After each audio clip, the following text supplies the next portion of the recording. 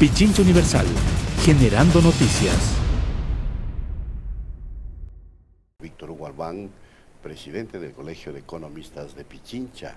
Nos ha preocupado, y la ciudadanía también tiene alguna preocupación respecto del cambio de reglas para los préstamos hipotecarios en el Instituto Ecuatoriano de Seguridad Social, aparte de otros temas de interés en el ámbito económico que vamos a dialogar a continuación con nuestro invitado. Víctor Hugo, qué gusto, a los tiempos nos vemos por acá. Buenos días con quienes me están escuchando, con este distinguido panel aquí de periodistas.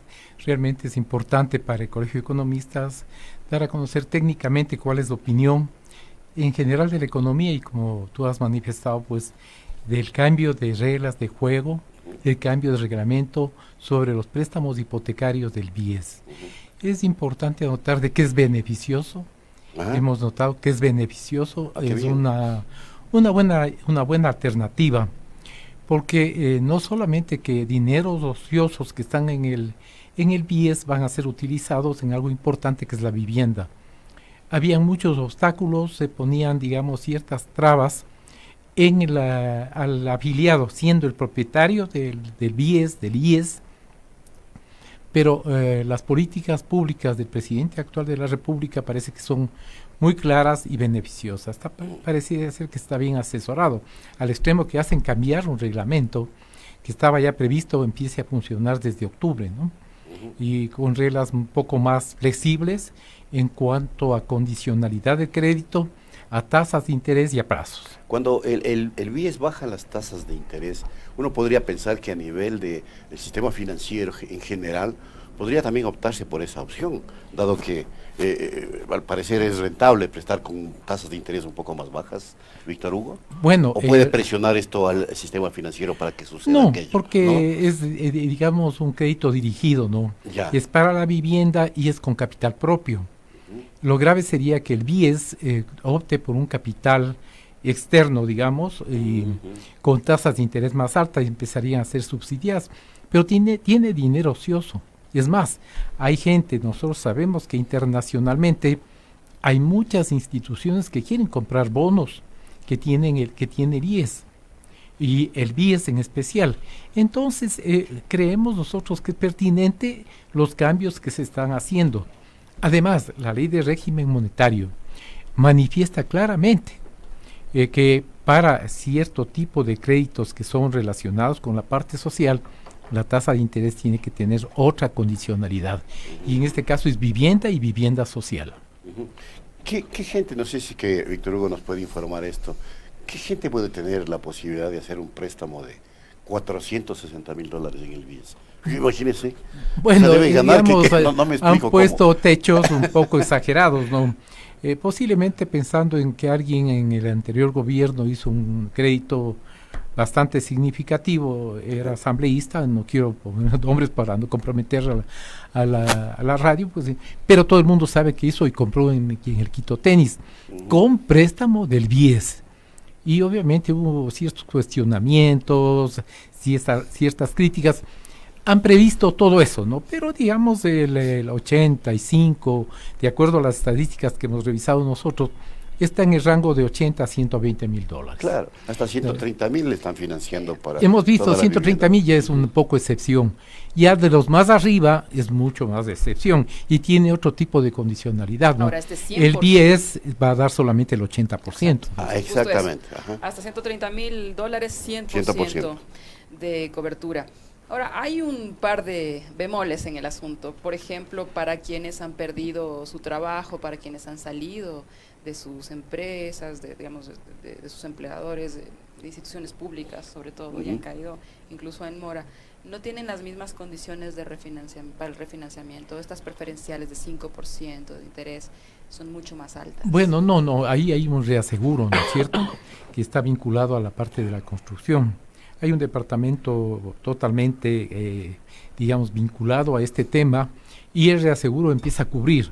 Porque, son periodos críticos que a veces las personas, los ecuatorianos tenemos, que se queda sin trabajo, optó por una mejor situación porque le nombraron director de un departamento, pero ya no pasa a ser puesto de carrera, sino puesto político, y entonces se ponen en situaciones difíciles, ¿no? Y obviamente pues Bueno, ya se prevé. Son trabajadores que perdieron se su trabajo. Por eso son excepciones, ¿no? Pero bien manifiesta usted que debe darse y considerarse estas excepciones, que sí las considera el reglamento. Y por eso toma un reaseguro, ¿no? Entonces, obviamente, todo está cubierto, todo está previsto y creemos que es importante que se dé, pero se dé ya viabilidad, porque existen más de 1.000 millones que están destinados a esto, Sí. y de acuerdo a lo que dice el director, el doctor Paul Granda, hasta diciembre se darán 500 millones. O sea, hay un excedente todavía para el 2020. Y eso es importante porque como recién se cambiaron las reglas de juego, la gente va a optar y va a hacer sus programaciones, porque claro, como declaraba alguna persona, dice yo voy a pagar 400 mensuales, gano 1.200, antes pagaba arriendo, voy a subir un poquito más, pero ya tengo mi propia vivienda, mi propia casa, Claro. mi propio departamento, en el caso de la persona que aclaraba esto. Ahora, usted comenzaba diciendo que tener el dinero ocioso no es conveniente bajo ningún punto de vista. Ahora, en medio de la situación crítica que se ha denunciado del IES, las operaciones del BIES o el desarrollo de la capitalización de los dineros de los afiliados, ¿cómo usted lo interpreta, lo ve? Bueno, es una cosa completamente diferente, ¿no? Realmente hubo un gasto indebido por parte de los anteriores directores que posiblemente recibieron como políticas del jefe de Estado cierto tipo de inversiones, cierto tipo de gastos. Recordemos que alguien que está refugiado en el Perú optó por poner en petróleos 10.000 millones de dólares y ahora ese dinero no se sabe dónde está, quién está administrando y todo. La Contraloría ya hizo su parte.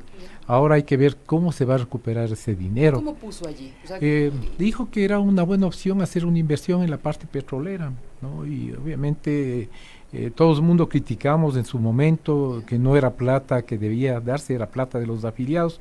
Sin embargo, lo hizo, ¿no?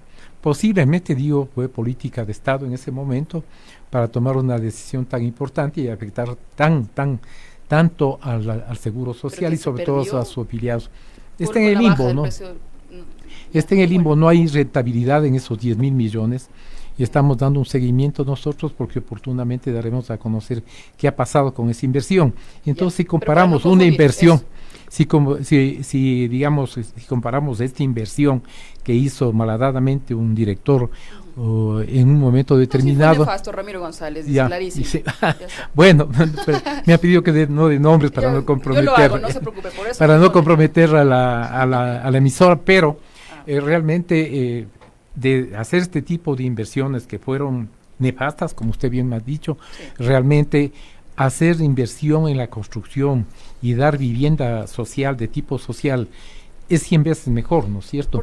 Y hay otro tipo de inversiones porque es conocido para todos que el Seguro Social está atravesando una crisis, primero porque fue mal manejado, mal administrado anteriormente, fue una especie de caja chica del gobierno anterior, todo el mundo lo dice, ¿no? Y eso no estoy comprometiendo a nadie, porque es una noticia no solamente del país, sino mundial, que el Seguro Social, de su patrimonio, de los recursos que tenía de reserva, que eran alrededor de 16.000 millones, 10.000 millones fueron retirados.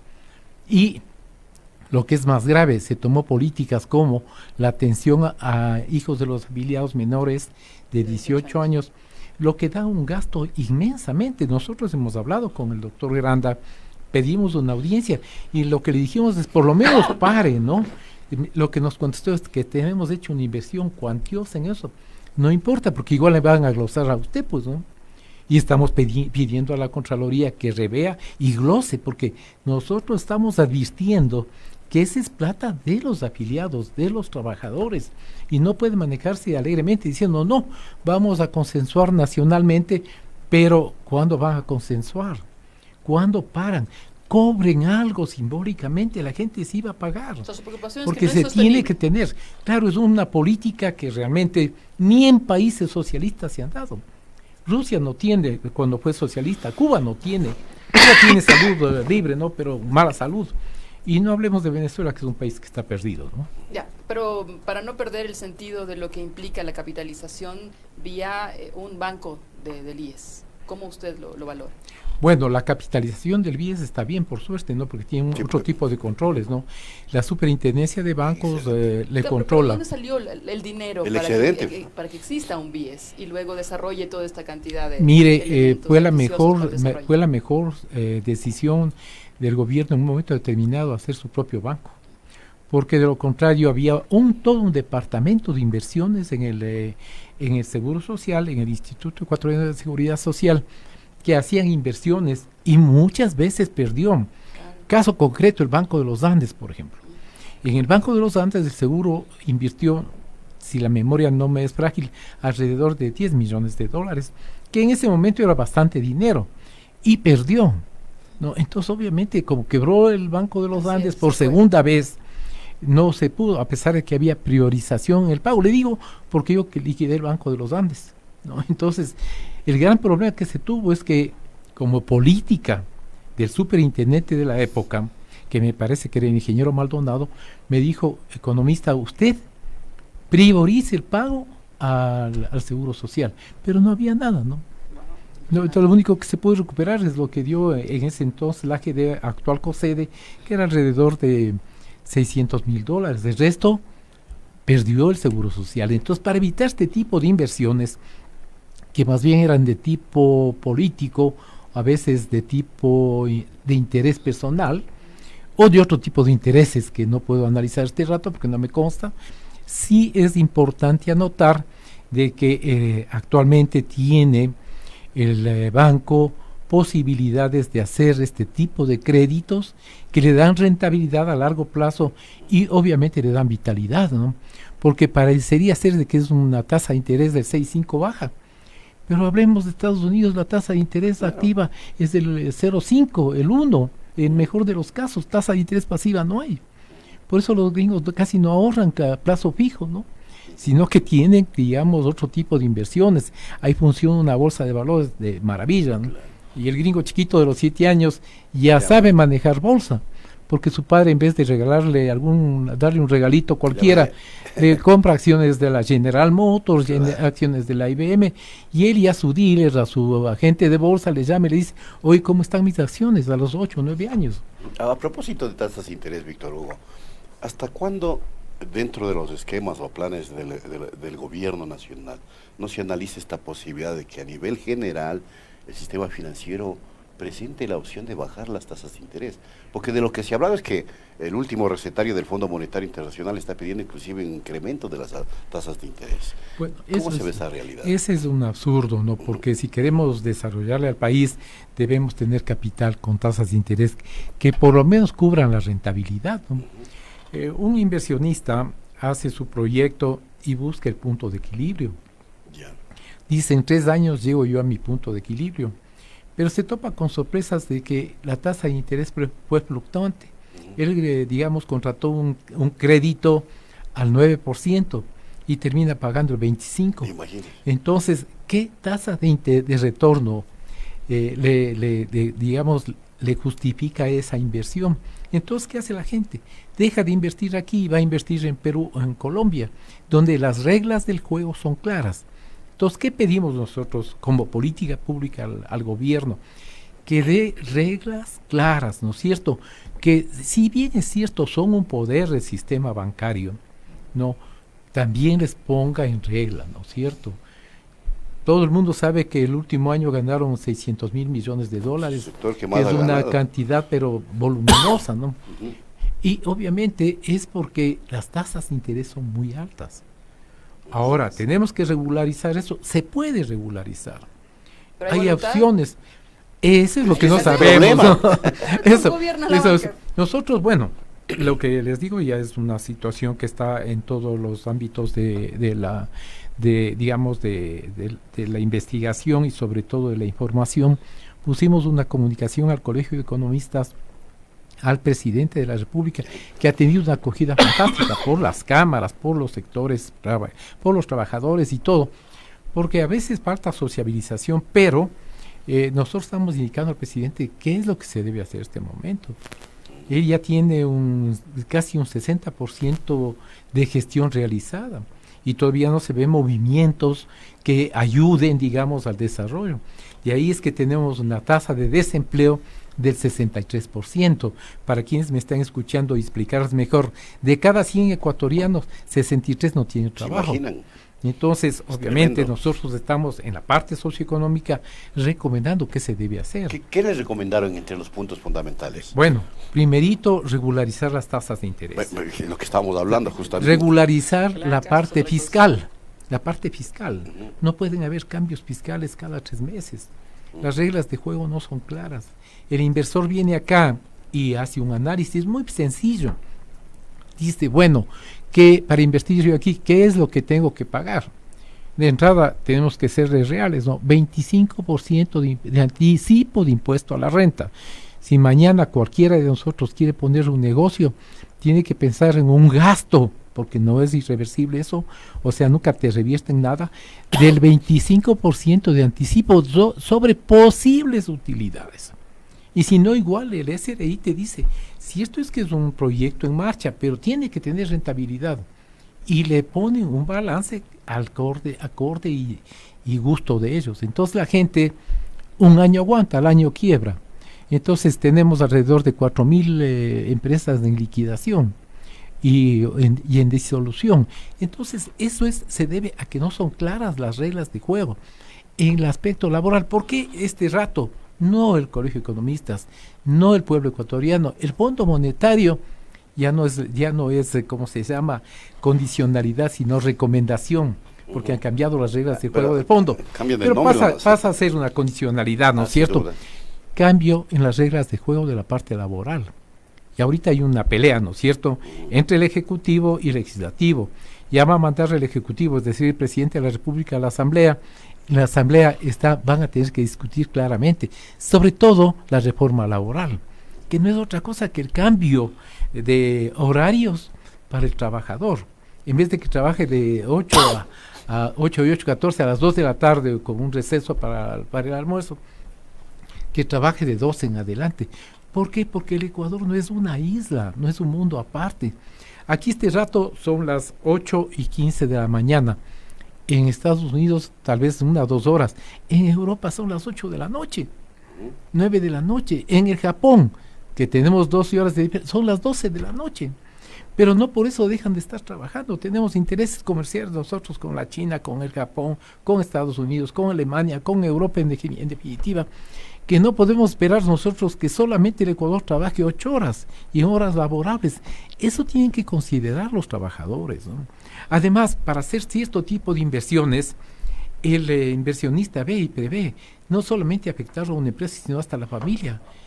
Esto de la jubilación patronal, que nosotros creemos que debe cambiar totalmente, es un INRI para el inversionista en el Ecuador, ¿no? Además de todas las garantías que tiene. Para eso hay seguro social. Y cuando nos han pedido nuestra opinión sobre esto, hemos dicho claramente, si quieren más, digamos, más garantía, hagan el fondo que están pidiendo ellos mismos y que administren no el patrono, sino el seguro. Llámenle como le llamen, si quieren seguro patronal, seguro fondo provisional, como quieran llamarle, pero son cosas que tienen que cambiar, porque eso no hay en Colombia, no hay en el Perú, no hay en la Argentina, no hay en ninguna parte, no hay en Chile, solo hay en el Ecuador. Y mientras nosotros no cambiemos las reglas de juego, seguiremos nosotros pensando en que nuestros hijos, nuestros nietos posiblemente estarán pensando en migrar. Claro. Porque aquí no va a haber fuentes de trabajo. Pichincha Universal. Aquí se escuchan bien las noticias.